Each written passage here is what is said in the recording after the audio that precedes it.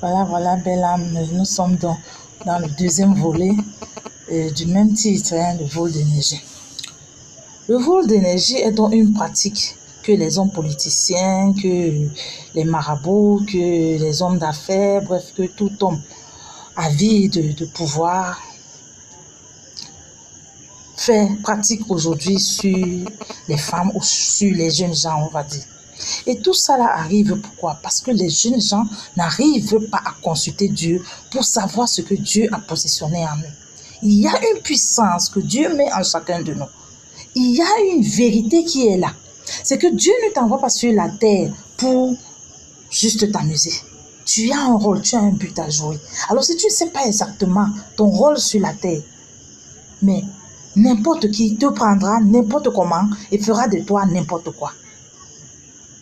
C'est de ça qu'il s'agit. Veux-tu continuer à être la risée des autres?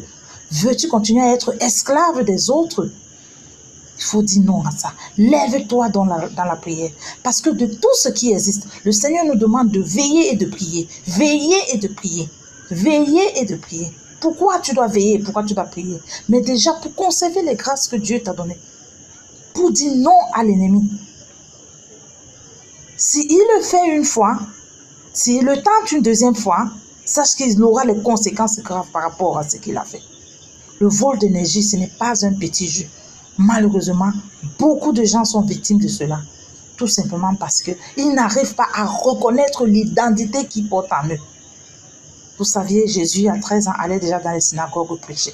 Jésus à 13 ans connaissait déjà qu'il avait un rôle fondamental à jouer. Toi, connais-tu ton rôle sur la terre? Sais-tu en quoi est-ce que Dieu t'a appelé? Pourquoi tu es même réellement sur cette terre? Tu es là parce que tu as un but. Tu as un rôle à jouer dans ce processus d'amour que Dieu veut. Parce que tu viens là pour apprendre l'amour de Dieu. L'amour suprême. De ne compter que sur Dieu. De n'espérer qu'en Dieu.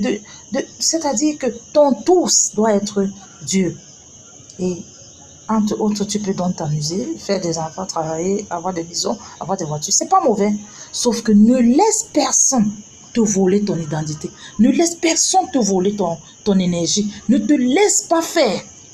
Dans ce monde, on est là pour esclavagiser les gens. Le nouvel ordre mondial a ce but-là, d'esclavagiser encore plus. Les Américains ont le but de conquérir encore le monde.